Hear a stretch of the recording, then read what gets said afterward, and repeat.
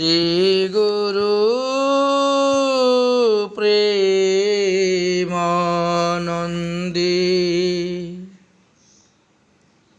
নিতাই গৌর সীতানাথ হরি হরি বল। জগতানন্দ কন্দায় প্রণতার্তহরায় চ নীলাচল নিবাসায় জগন্নাথায় তে নমঃ।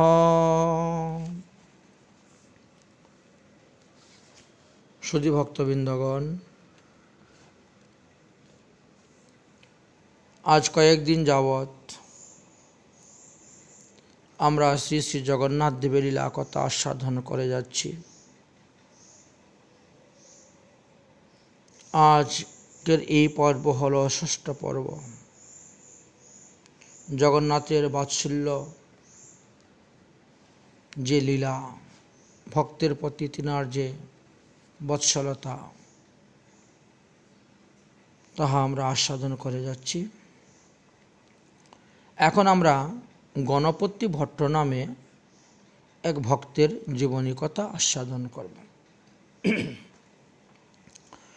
দক্ষিণ ভারতের কর্ণাটক রাজ্যের কানিয়ারি নামে একটি ছোট্ট গ্রাম ছিল, পল্লীগ্রাম। সেখানে গণপতি ভট্ট নামে এক ব্রাহ্মণ বাস করিতেন। তিনি প্রথম জীবনে গণেশের ভক্ত ছিলেন। পরবর্তী সময়ে তিনি সাধুসঙ্গ, ভক্তসঙ্গ করতে করতে তিনি জগন্নাথের রূপে গুণেতে মুগ্ধ হয়েছিলেন।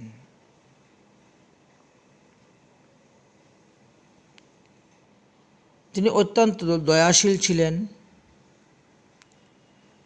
এবং লোভহীন ব্যক্তি ছিলেন। ইন্দ্রিয় তৃপ্তির বিষয়ে একেবারেই নিরাশ ছিলেন।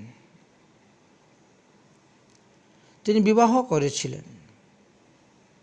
তিনার পুত্র কন্যা আদি সন্তানগণও ছিল। তিনি সাধুগুরু বৈষ্ণবের সঙ্গ করতে খুব বেশি ভালোবাসতেন এবং এইভাবে সঙ্গ করতে করতে শাস্ত্রের সুসিদ্ধান্ত শ্রবণ করলেন। নিজে আস্বাদন করতে করতে তিনিও সর্বশাস্ত্রের একজন সুপণ্ডিত হয়ে উঠলেন।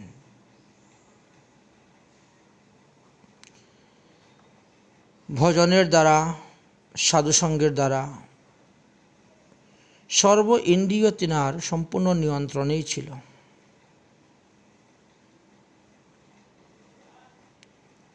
তিনি গণেশের পূজা করতেন। তিনি মনে করতেন গণেশই বিষ্ণু অবতার, গণেশই কৃষ্ণ অবতার, তাই গণপতি পাপ্পা গণপতি পাপ্পা বলতেন।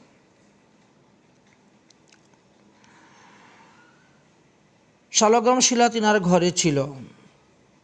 সেটাকেও যখন তিনি পূজা করতেন বিষ্ণুকে, তখনই ওই হাতির সুরের মতন মুখ, এটাকে কল্পনা করে তিনি পূজা করতেন। কারণ ছোটোবেলার থেকে তার মনের মধ্যে একটা বিশ্বাস ছিল, বলুন ভগবানের মুখ মনে হয় এইরকমই, অর্থাৎ গণেশের যেরকমভাবে মাথা দেখা যাচ্ছে সেই রকমভাবে হাতির সুর সেইভাবে। তারপরে একদিন তিনি জানতে পারলেন যে এই কলিযুগের জন্য দারুব্রহ্ম জগন্নাথ সবাইকে কৃপা করার জন্য নীলাচলে অবস্থান করছেন। তিনার পাদপদ্মে যে শরণ যায় তিনাকে যে দর্শন করে তার সংসার বন্ধন নাশ হয়ে যায়, জড় বন্ধন থেকে মুক্ত হয়ে যায় এবং সে মুক্তি লাভ করতে পারে। গণপতি ভট্ট এই কথা শোনার পরে বড় চিন্তা পড়লেন। তাহলে আমি জগন্নাথপুরীতে যাব, পরমব্রহ্ম অপ্রাকৃত চিন্ময় জগন্নাথের সেই স্বরূপ স্বচক্ষে দর্শন করব, আমার জীবনটা ধন্য হয়ে যাবে, আমি মুক্তি লাভ করতে পারব। তো তিনি অনেক সাধুদেরকে জিজ্ঞাসা করেন জগন্নাথের লীলা সম্পর্কে। সাধুরা যে যতটা জানেন ততটা তাকে বলেন। ধীরে ধীরে তার নীলাদ্রি জগন্নাথের প্রতি বড় আকর্ষণ হইতে শুরু করলেন। একবার গণপতি ভট্ট জিজ্ঞেস করলেন যে এই নীলাচলে দারুব্রহ্ম ভগবান কী রূপে আসলেন, প্রকট হলেন, এই বিষয়ে আপনারা আমাকে কিছু বলুন। তখন তারা ব্রহ্মপুরাণ দিলেন, আপনি এই পুরাণটি পড়ুন। আপনি স্কন্দ পুরাণের পুরুষোত্তম ক্ষেত্রটা পড়ুন, তাহলে আপনি স্বয়ংই জানতে পারবে, যেহেতু আপনি একজন পণ্ডিত ব্যক্তি। গণপতি ভট্ট পড়তে শুরু করলেন। সেখানে বর্ণনা করা হয়েছে যে যদি কেউ ভগবানের এই রূপ দর্শন করেন তাহলে তাকে আর বন্ধনে থাকতে হয় না, তিনি বন্ধন মুক্ত হয়ে যান এবং মোক্ষপ্রাপ্ত হয়ে যান। সেই ব্যক্তি যতই পাপী হোক না কেন তাকে আর যম দর্শন করতে হবে না। গণপতি তখন চিন্তা করলেন, আমি তাই করব। তিনার হৃদয়ে কথাগুলো একেবারে গিথে গেল। তিনি উপলব্ধি করলেন যে এই জীবন নিরর্থক, এই স্ত্রী, সন্তান, সম্পত্তি, এগুলো দিয়ে কী হবে?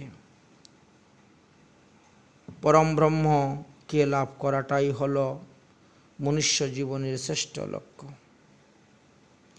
আমি সেই জগন্নাথের অনুসন্ধান করব এবং তিনাকে দর্শন করার জন্য যাব। বৃথা সংসারে থেকে কাল ক্ষয় করে লাভ নেই। ভগবান যখন জগৎজীবকে কৃপা করার জন্য নীলগৃহীতে আবির্ভূত হয়েছেন, তাহলে অবশ্যই আমার মতো অদমকেও তিনি কৃপা করবেন। কিন্তু জগন্নাথপুরীতে যাওয়ার রাস্তাটা কোন দিকে, কিভাবে যেতে হবে, এই ব্যাপারে তিনি তখন জানতেন না। তাই তিনি অনুসন্ধান করতে শুরু করলেন।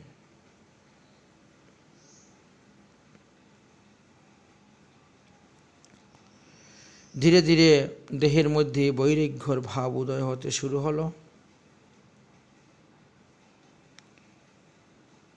তিনি স্ত্রী পুত্র এদেরকে বুঝিয়ে সুজিয়ে সংসারে রেখে তিনি জগন্নাথ দর্শন করার জন্য বাহির হইলেন। ক্রম অনুসারে তিনি চলছেন জগন্নাথের পথে। পুরী যাওয়ার পথে ভিক্ষাবৃত্তি করে রাস্তায় যা পাওয়া যায় তাতেই জীবন নির্বাহ করছেন, আর তিনি পদব্রজে চলতেছেন। অবশেষে গণপতি ভট্ট পুরীর ঠিক প্রবেশ পথে অর্থাৎ 18 নালাতে এসে তিনি উপস্থিত হলেন।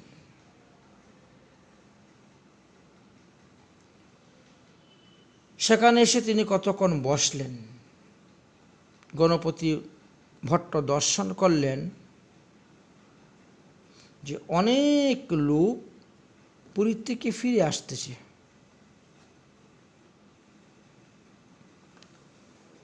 তাদেরকে তিনি জিজ্ঞেস করলেন, আপনারা কোথা থেকে ফিরে আসতেছেন? তারা বলল, আজকে তো জগন্নাথের স্নানযাত্রা, পূর্ণিমা ছিল, সেই পূর্ণিমা উপলক্ষে সকলেই জগন্নাথকে দর্শন করতে আসছিল। জগন্নাথ স্নান বেদিতে আছেন, তো এই জন্য আমরা সবাই জগন্নাথকে দর্শন করে আমরা এখন গৃহে ফিরে যাচ্ছি। বলে, আপনাদের হাতে এগুলো কি? এগুলো জগন্নাথের প্রসাদ। বাড়িতে যারা আছেন এদেরকে প্রসাদ দেওয়ার জন্য জগন্নাথের প্রসাদ নিয়ে যাচ্ছে। গণপতি ভট্ট তাদেরকে জিজ্ঞাসা করলেন, সত্যিই কি আপনারা জগন্নাথকে দর্শন করেছেন? তা বলে, হ্যাঁ, আমরা তো সচ্চুকে জগন্নাথকে দর্শন করে এসেছি।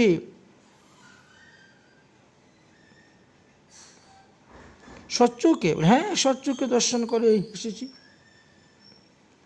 আমরা 5 দিন ধরে জগন্নাথ পুরীতে ছিলাম, প্রতিদিন পরমব্রহ্ম জগন্নাথকে দর্শন করেছি।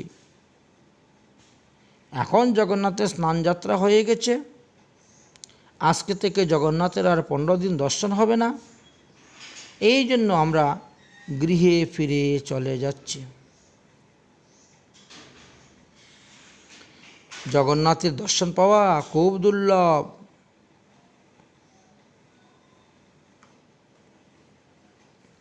এই কথা বলে পথিকরা চলে যাচ্ছেন। পথচারীদের কাছ থেকে এই সমস্ত কথা শ্রবণ করে গণপতি বড় বিস্মিত হয়ে গেলেন।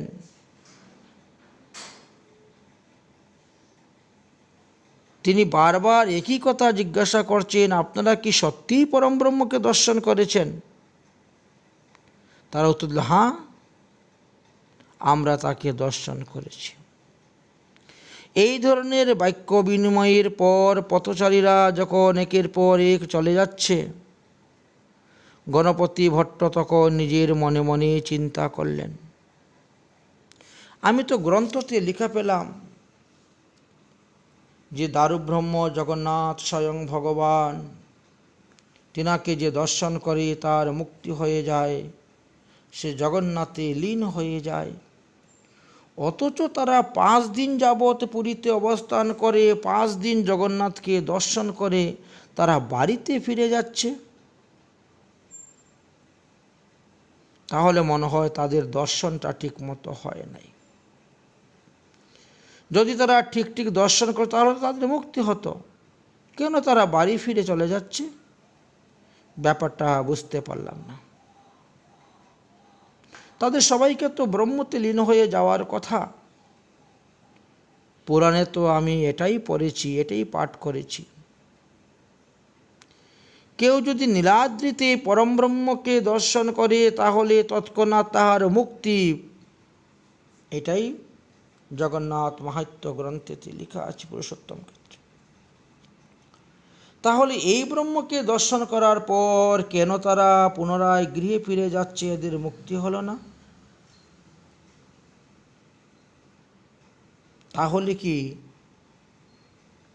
এই দারুব্রহ্ম জগন্নাথের মধ্যে ভগবান নেই? মনের মধ্যে সন্দেহ হয়ে গেল। শুধু শুধু আমি এত কষ্ট করে দক্ষিণ ভারত থেকে এত সুদীর্ঘ পথ হেঁটে আসলাম, এত রাত্রি জাগরণ, এত কষ্ট স্বীকার করলাম। গণপতি ভট্ট কিছু হতচকিত হয়ে গেলেন। কি করবেন? তিনি আবার পুরাণটা খুললেন, যেহেতু পুরাণ তিনার সঙ্গেই ছিল। পুরাণটা খুলে বারবার ওই স্থানটিতে পড়তে শুরু করলেন, পরীক্ষা করতে লাগলেন। যে যাচ্ছে তাকেই জিজ্ঞাসা করতে শুরু করলেন। কিন্তু পুরাণে লেখার সঙ্গে তো লোকের কথার কোনো মিল পাচ্ছেন না। সকলেই বলছে আমি 2 দিন ছিলাম, কেউ 3 দিন ছিলাম, কেউ 5 দিন ছিলাম, কেউ 10 দিন ছিলাম, কিন্তু এদের কারও মুক্তিপ্রাপ্তি হলো না কেন? তিনি বড় চিন্তার মধ্যে পড়ে গেলেন। শুধু চিন্তা নয়, বিভ্রান্তের মধ্যে পড়ে গেলেন।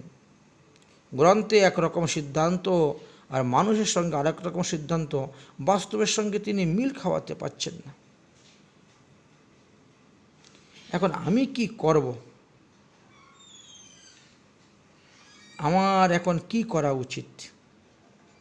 আমি কি এখান থেকে ফিরে গৃহে চলে যাব,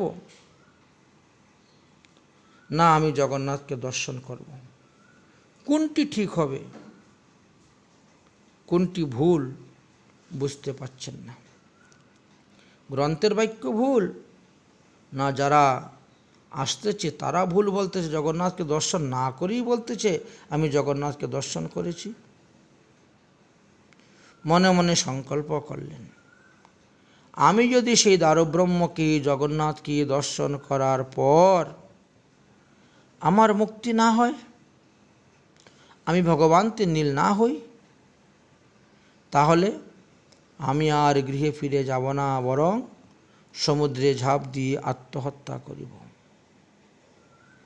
আবার চিন্তা করছেন, শাস্ত্রে তো বলছে আত্মহত্যা মহাপাপ, এটা অনুচিত, তাহলে কি করা যায়? 18 নালাতে বসেই গণপতি ভট্ট এইভাবে চিন্তা করছেন। শ্রী জগন্নাথ গণপতি ভট্টের মনের ভাব অবগত হলেন। তাই তিনি একজন বৃদ্ধ ব্রাহ্মণের বেশ ধারণ করে গণপতি ভট্টের সঙ্গে সাক্ষাৎ করতে আসলেন। তিনি গণপতি ভট্টকে জিজ্ঞাসা করলেন, তুমি কোথা থেকে এসেছ? তোমার নাম কি? তুমি কোথায় যাওয়ার জন্য মন স্থির করেছ? তোমাকে বিষণ্ণ বদনে বসে আছো আমি দেখতেছি অনেকক্ষণ ধরে, তাই তোমার কাছে আসলাম। গণপতি ভট্ট উত্তর দিলেন, হে ব্রাহ্মণ দেবতা, দয়া করে বসুন, আমার দুঃখের কথা শুনুন। আমি দক্ষিণ ভারতে বাস করি। আমি সাধুগুরু সঙ্গ করতে করতে একটি পুরাণ পেয়েছিলাম। এই পুরাণটি আমি পড়েছিলাম। সেই পুরাণে লেখা ছিল যে ভগবান দারুব্রহ্ম রূপে নীলগিরিতে বিরাজ করিতেছেন। কেউ যদি তিনাকে দর্শন করে তাহলে তৎক্ষণাৎ তাহার মুক্তি হয়ে যায়। কিন্তু এখন আমি দেখতে পাচ্ছি যে পুরীতে হাজার হাজার ভক্তরা বাড়িতে ফিরে যাচ্ছেন। কেউ বলছে 5 দিন ছিলাম, কেউ বলছে 10 দিন ছিলাম, কেউ বলছেন 2 দিন ছিলাম। প্রতিদিন আমরা দারুব্রহ্ম জগন্নাথকে দর্শন করেছি, কিন্তু এদের কারোই মুক্তি হলো না, তারা বাড়িতে ফিরে চলে যাচ্ছেন। তাহলে কি এই দারুব্রহ্ম জগন্নাথ মূর্তির মধ্যে ভগবান নেই? বৃদ্ধ ব্রাহ্মণরূপী জগন্নাথ গণপতির ভট্টের প্রশ্নের উত্তর দিতে গিয়ে বললেন, তুমি কিভাবে সিদ্ধান্ত করলে যে পুরীতে ভগবান নেই? গণপতি ভট্ট উত্তর দিল, আমি যতদূর জানি, শাস্ত্রে প্রমাণ পেয়েছি, যদি কেউ ব্রহ্মকে দর্শন করে তাহলে তৎক্ষণাৎ সে ব্রহ্মতে লীন হয়ে যায় এবং পুনরায় তাকে আর মাতৃগর্ভে এসে জন্মগ্রহণ করতে হয় না। এভাবে তার মুক্তি হয়ে যায়, তার দেহবন্ধন ছিন্ন হয়ে যায়। কিন্তু এখন আমি দেখতে পাচ্ছি, দেখো বহু লোক এই ভগবানকে দর্শন করে পুরীর থেকে ফিরছে। আপনি আমার কথা বিশ্বাস না করলে আপনি এদেরকে জিজ্ঞেস করে দেখুন, সবাই একই কথা বলবে যে জগন্নাথকে দর্শন করে আমরা গৃহে ফিরতেছি। এর থেকেই সিদ্ধান্ত আসে যে পুরীতে ব্রহ্ম নেই, কারণ পুরাণের কথার সঙ্গে বাস্তবের আমি মিল পাচ্ছি না। যদি পুরীতে জগন্নাথ থাকতেন, তাহলে ভগবান থাকতেন, তাহলে এই সমস্ত লোক সকলের মুক্তি হয়ে যেত, তারা তো কেউ বাড়িতে ফিরে যেতে পারত না। এই কথা শুনে বৃদ্ধ ব্রাহ্মণ বেশধারী জগন্নাথ মৃদু হাসতে হাসতে বললেন,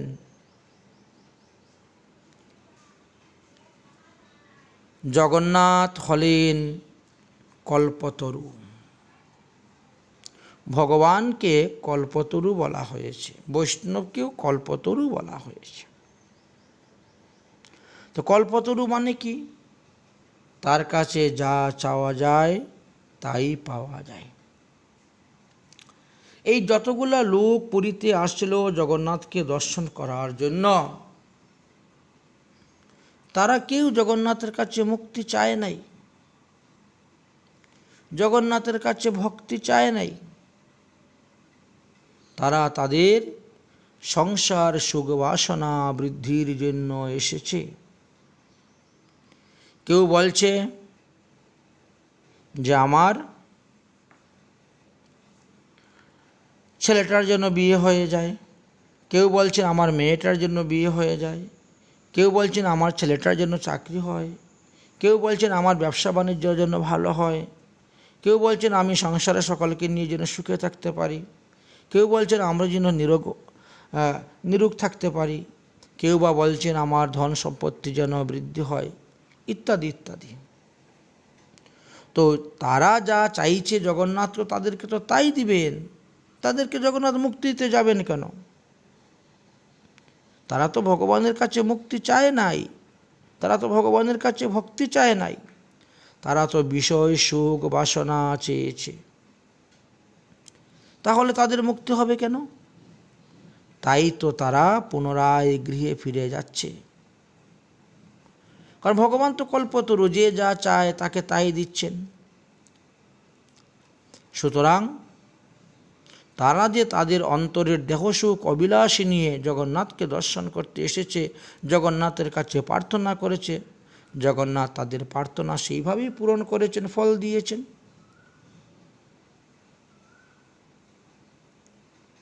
সুতরাং তুমি এখানে সিদ্ধান্ত করতে পারো না যে পুরীতে ভগবান নেই, এই বিগ্রহেতে ব্রহ্ম নেই, এরকম সিদ্ধান্ত করতে পারো না। তুমি কেমন করে বাস্তবের সঙ্গে মিলাবে? তুমি যে বলছো বাস্তবের সঙ্গে মিল করতে পারছি না, তুমি এত বড় পণ্ডিত বলতেছ আর সিদ্ধান্তগুলো স্থাপন করতেছ মূর্খের মতন। এই কথা বলেই ব্রাহ্মণরূপী ভগবান জগন্নাথ গণপতি ভট্টের কাছ থেকে প্রস্থান করলেন।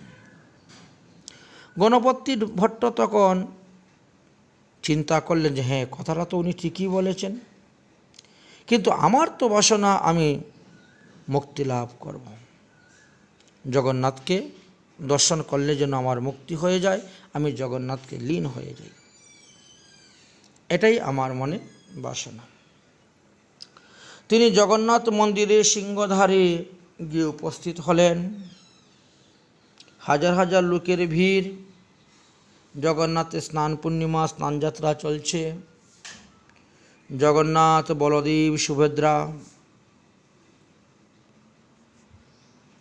সকলকে অভিষেক হচ্ছে। স্নান মণ্ডপে সবাই অবস্থান করিতেছেন। অভিষেক কার্য তখনও সম্পূর্ণ হয় নাই, চলছে।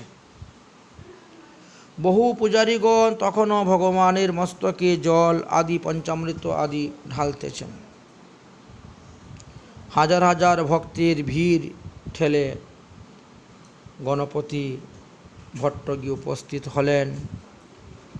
ভক্তরা জগন্নাথের জয়ধ্বনি দিচ্ছে, উলধ্বনি শঙ্খধ্বনি হচ্ছে, বেদমন্ত্র পাঠ হচ্ছে, শ্রবণ করতেছেন। সেখানে যে শুধু মানুষ ছিলেন তাই নয়, সেখানে তো দেবগণ দেবীগণ নরনারী রূপ ধারণ করেও এসেছিলেন। গণপতি ভট্টের মনে তিনার এটাই ছিল যে ভগবানের মুখ মনে হয় ওই গণেশের রূপের মতনই হবে। কিন্তু দারুব্রহ্ম জগন্নাথকে যখন দর্শন করলেন তখন তো তিনি সেখানে হস্তি মুখাকৃতি রূপ দেখতে পেলেন না,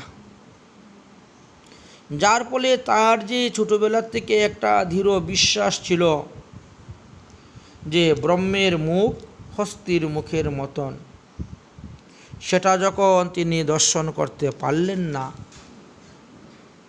তখন তিনি ভাবলেন এ আবার কি মূর্তি, না এটা ব্রহ্ম হতে পারে না।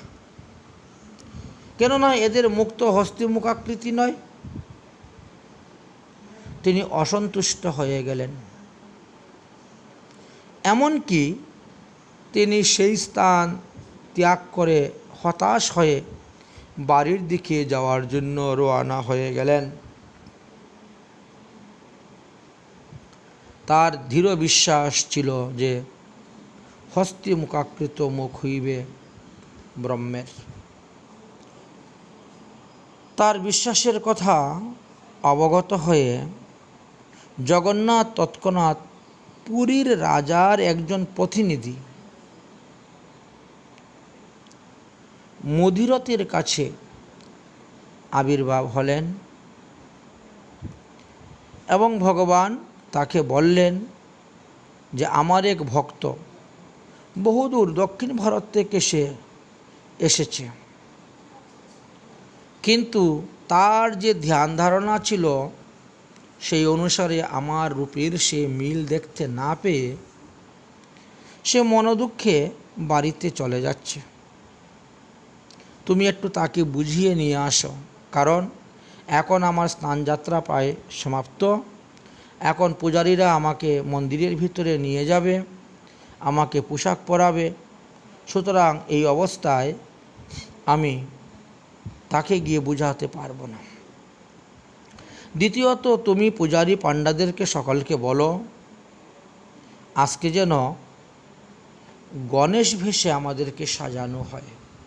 স্নানযাত্রা হয়ে গেছে, গণেশ বেশে আমাদেরকে সাজিয়ে যেন দেখানো হয়, সেই ভক্তের মনোবাসনা পূর্ণ করা হয়।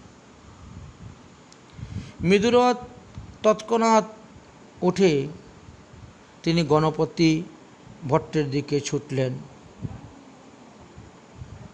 এবং গণপতি ভট্টকে তিনি বুঝিয়ে বললেন, ভাই তুমি কেন ফিরে চলে যাচ্ছ? দারুব্রহ্ম ভগবান চতুর্বর্গ প্রদান করিতে সক্ষম। তিনি বিভিন্ন সময় বিভিন্ন রূপ ধারণ করিতে সক্ষম। যে ভক্ত যে রূপে তিনাকে দর্শন করতে চায় তিনি সেই রূপে তাকে দর্শন করে দিয়ে থাকেন। ভক্তির আকুল আবেদনেই ভগবান ভক্তের সম্মুখে সেই রূপে প্রকট হয়ে যান। ভগবানকে দর্শন করতে এত দূর থেকে এসে তুমি ফিরে চলে যাচ্ছ। তোমার অভিলাষ পূর্ণ করার জন্য নীলগিরিতে দারুব্রহ্ম আজ এই হাতির শরীর মতন বেশ ধারণ করবেন।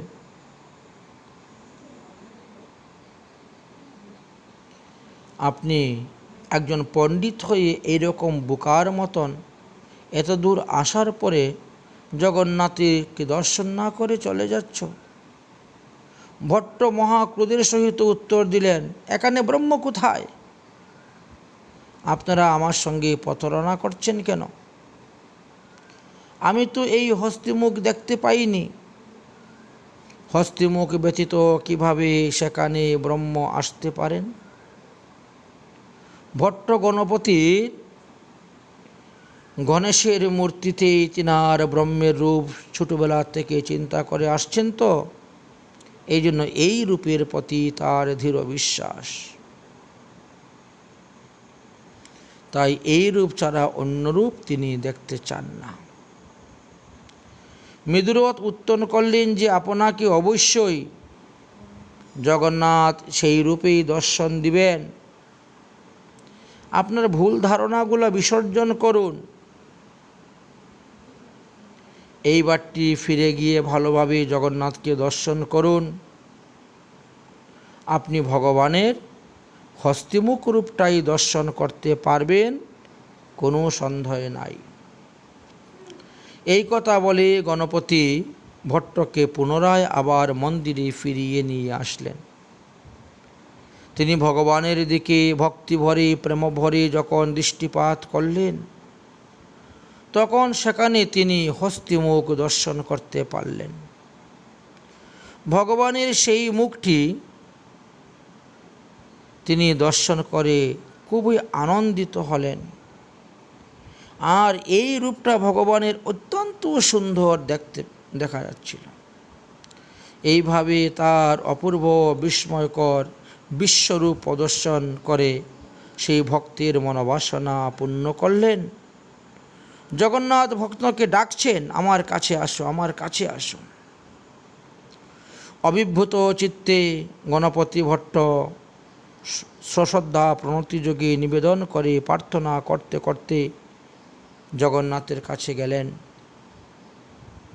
হে গজেন্দ্র, হে দারুব্রহ্ম, হে গণপতি, আপনি সকলের নাথ। এখন আমি আপনার দর্শন লাভ করে অত্যন্ত সুতৃপ্ত হলাম। আমার সকল সংশয় দূর হয়ে গেছে। এখন আমার প্রতি আপনি কৃপা করুন। আজ থেকে এই স্নানযাত্রার দিনে যেন আপনি এই স্নান মণ্ডপে আগমন করবেন। স্নান অভিষেক হওয়ার পরে কৃপা করে সকলকে এই গণেশ বেশী মূর্তিতে দর্শন দিবেন। আমি এটাই আপনার চরণে নিবেদন করি। গণপতি ভট্ট দারুব্রহ্মকে এইভাবে বারবার নিবেদন করে ভূমিতে পতিত হয়ে দণ্ডবোধ করলেন। তৎক্ষণাৎ তিনি ভগবান জগন্নাথের দেহেতে লীন হয়ে গেলেন। উপস্থিতি প্রত্যেক পাণ্ডা ভক্তগণ সকলেই দেখতে পেলেন কিভাবে দেহ থেকে নিঃসৃত হয়ে বিদ্যুৎ চমকের মতন তার আত্মা ভগবানের দেহেতে প্রবেশ করল। উপস্থিতি ভক্তগণ জয় হোক বলে জয়ধ্বনি করতে শুরু করলেন। এমনকি আজও শ্রী স্নানযাত্রার পূর্ণিমা দিনে জগন্নাথ বলদেবকে হাতিবেশে সুশোভিত করা হয়। জগন্নাথের মহিমা অপার, তাই ব্রহ্মা শিব নিরন্তর যার ধ্যান করেন সেই পুরুষ, সেই ভগবান অনন্ত লীলাময়। ভক্ত বিনোদার্থমে করমি বিবিধ ক্রিয়া। ভক্তদেরকে আনন্দ দান করার জন্য, তৃপ্তি করার জন্য ভগবান হস্তিমুখ রূপ ধারণ করতেও বাধ্য হলেন। সেই জন্যই তিনি ভাবগ্রাহী নামে সুবিখ্যাত হলেন। তিনি ভক্তের ভাবটাকে গ্রহণ করেন। আমরা এইভাবে জগন্নাথের ভক্তবৎসল লীলার কথা আস্বাদন করলাম। বিভিন্ন পর্ব অনুসারে আমরা এই লীলা কথা আস্বাদন করেছি। তাহলে প্রথমেই আমরা পুরী রামানুজ আচার্যের সঙ্গে জগন্নাথ লীলা কথা আস্বাদন করলাম। তারপরে গীতা পাণ্ডার সঙ্গে জগন্নাথের লীলা কথা আস্বাদন করলাম। তারপরে কাঞ্চি অভিযান পুরুষোত্তম রাজার কথা আমরা আস্বাদন করেছি। তারপরে রাজা কুলশেখরের কথা আমরা আস্বাদন করেছি। তারপরে রঘু দাস নামে রাম ভক্তের কথা আমরা আস্বাদন করেছি। তারপরে দিল্লিতে যে পরমেশ্বর দর্জি ছিলেন, তিনার প্রতি জগন্নাথের যে ভক্তবৎসল প্রেম সেটা আস্বাদন করলাম। তারপরে আমরা তাচ্ছিল্য মহাপাত্রের সংবাদ আস্বাদন করলাম। তারপরে উদয়ন আচার্যের কথা আস্বাদন করলাম। তারপরে রঘু অরক্ষিত ভক্তের কথা আস্বাদন করলাম। তারপরে আমরা বন্ধু মহান্তির কথা আস্বাদন করলাম। তারপরে আমরা হেরা পঞ্চমী সম্পর্কে আস্বাদন করলাম। জগন্নাথের গীত গোবিন্দ গান করেছিলেন যে পদ্মা নামে মেয়েটি বেগুন খেতে, সেই লীলা আস্বাদন করলাম। তারপরে আমরা দাসিয়া বাউরি ভক্তবৎসল প্রেম আস্বাদন করলাম জগন্নাথের। অবশেষে আমরা জগন্নাথের এই গণেশ রূপ কেন হন বৎসরের মধ্যে একদিন, স্নানযাত্রার পরে কেন তেনাকে এই বেশে সাজানো হয়, এই তত্ত্বকথাও আমরা আস্বাদন করলাম। শ্রীমৎ মহাপ্রভুর কৃপা হলে আগামী কল্য আমরা আরও জগন্নাথের তত্ত্বকথা আস্বাদন করব। জগন্নাথের রথযাত্রা থেকে আরম্ভ করে উল্টা রথ পর্যন্ত এই 7 দিনেই আমরা জগন্নাথের তত্ত্বকথা, জগন্নাথের মহিমার কথা আস্বাদন করে যাচ্ছি। এতে যদি কোনো ভুল ত্রুটি হয়, অদোষদর্শী বৈষ্ণবগণ, ভক্তগণ কৃপা করে ক্ষমা করে দিবেন। বিভিন্ন শাস্ত্র পুরাণ বা বিভিন্ন মহাজনগণের বাণী, বিভিন্ন আচার্যগণের, বিভিন্ন বক্তাদের শ্রীমুখ থেকে এই সমস্ত তত্ত্বকথা আমি শ্রবণ করেছিলাম এবং সেটাই আমি আমার চিত্তে যতটা ধারণ করে রেখেছিলাম সেই সম্পর্কে আস্বাদন করলাম। আজকের মতন জগন্নাথ লীলা কথা এখানেই বিশ্রাম। নিতাই গৌর সীতানাথ প্রমানন্দে হরি হরি বল। জয় কলিযুগ পাবন অবতার গৌরাঙ্গ মহাপ্রভুর জয়। জয় জগন্নাথ, জয় বলরাম, জয় সুভদ্রা, জয় জয় শ্রী রাধেশ্বর।